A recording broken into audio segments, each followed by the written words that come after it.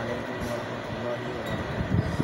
প্রিয় দর্শক, আপনারা দেখছেন আজকে আমাদের বাচ্চাটি প্রোগ্রামের বিশেষ অতিথি হিসাবে আমাদের সাথে আছেন জমিয়তুল উলামায়ে ইসলাম বাংলাদেশের অঙ্গ সংগঠন যুব জমিয়ত সুনামগঞ্জ পৌরসভার সম্মানিত সাধারণ সম্পাদক মাওলানা আসাদ। আসসালামু আলাইকুম ওয়া রাহমাতুল্লাহি ওয়া বারাকাতুহু। ওয়ালাইকুম আসসালাম। আপনি কি গত জুলাই আগস্ট যখন অভ্যুত্থান হয়েছিল সেখানে কি সশরীরে অংশগ্রহণ করেছিলেন?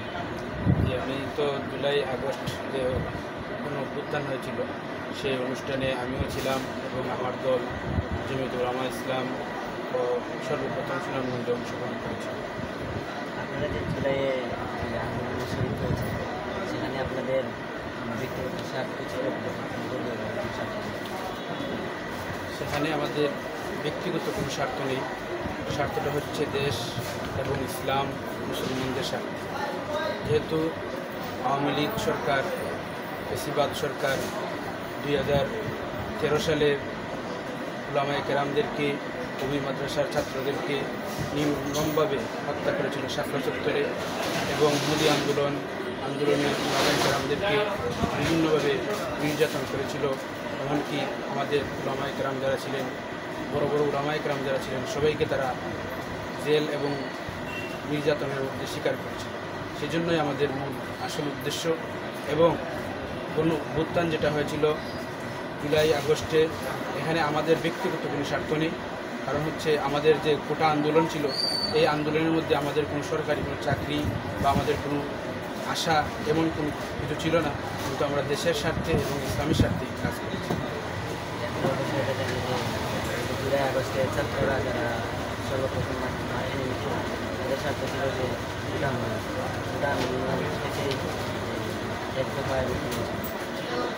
তো আমাদের ক্ষেত্রে প্রশ্ন হচ্ছে, জুলাই আন্দোলনে আপনারা যে অংশগ্রহণ করেছিলেন কার অধীনে?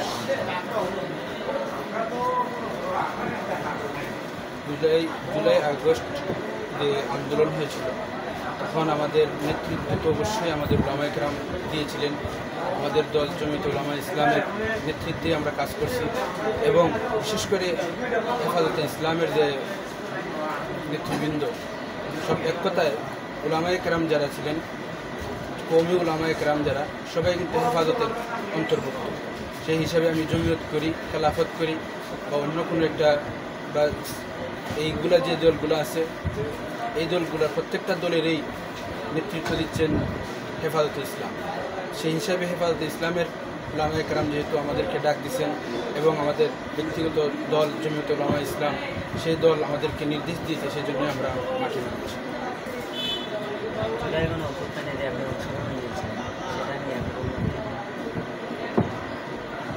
সেটা নিয়ে আমার অনুভূতি হচ্ছে, আমি যে জুলাই গণ অভ্যুত্থানে অংশগ্রহণ করতে পেরেছি সেটা আমি আমার নিজেকে ধন্য মনে করছি।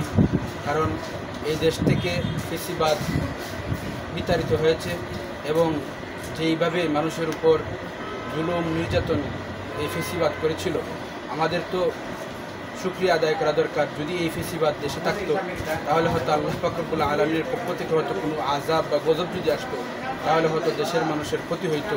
কিন্তু এই অভ্যুত্থানের মাধ্যমে ফ্যাসিবাদ দেশ থেকে বিদায় হওয়ার কারণে হয়তো আল্লাহ পাক রব্বুল আলামিন আমাদেরকে, আল্লাহ পাক রব্বুল আলামিন আকাশের কোনো জুলুম, আকাশের কোনো গজব আমাদেরকে দেন নাই। সেজন্য আমরা একটু খুশি যে আমরা যে দেশ থেকে ফ্যাসিবাদকে বিতাড়িত করতে পেরেছি, সেটা আমাদের আশা। আমরা দেখেছি আজকে জুলাই ঘোষণাপত্র গ্রহণ করা হয়েছে, তখন জুলাই যোদ্ধাদেরকে জাতীয় বীর হিসেবে স্বীকৃতি দেওয়া হয়। এ বিষয়ে আপনাদের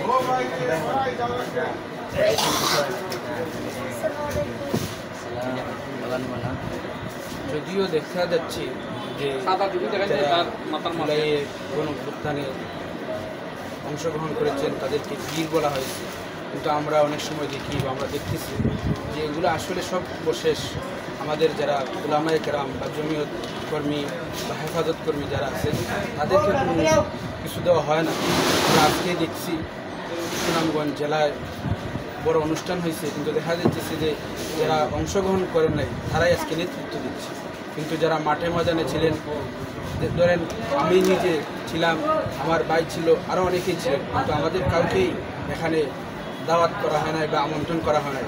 কিন্তু যাদেরকে আমন্ত্রণ করা হয়েছে দেখা যায় তারা কেউ উপস্থিত ছিলেন না। এবং অনেক নজিরবিহীন ঘটনা আমাদের সামনে আছে। জুলাই তো যে আন্দোলন হয়েছে তো দলীয় স্বার্থ দলের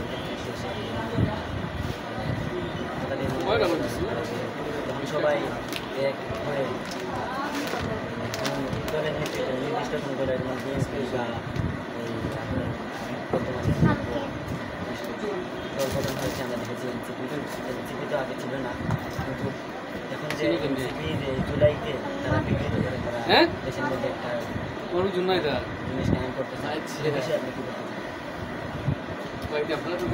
আসলে আমরা যে দেখতেছি জুলাই অভ্যুত্থানের পরে এনসিপি যে প্রতিষ্ঠা হয়েছে সেটা আসলে জুলাই আগস্টের যে মানুষ দেশের জন্য এবং ইসলামের জন্য মানুষ এই আন্দোলন করেছিল সেটাকে তারা তাদের নিজের মনে করতেছে, কিন্তু আমরা এটাকে আসলে সমর্থন করি না।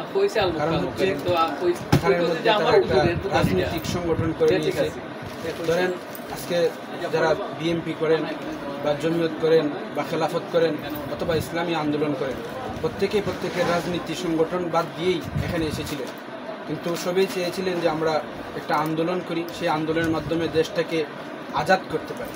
কিন্তু সে আজাদ করার পর এখন দেখা যেতেছে নতুন করে আরেকটি সংগঠন এসেছে, তাদের যারা বড় ছিলেন তারাই শুধু তাদের লভ্যাংশটা পাইতেছেন, কিন্তু যারা এটার মধ্যে অংশগ্রহণ করেছিলেন, জমিয়ত বলেন, বিএনপি বলেন বা অন্যান্য যত সংগঠনের মানুষ ছিল, সবাই কিন্তু দেশের জন্য কাজ করছে। কিন্তু এখন দেখা যাচ্ছে এনসিপি নামে নতুন করে একটা সংগঠন করা হয়েছে, এটা আবার রাজনৈতিকভাবে, এটা আমরা আসলে আশা করি না।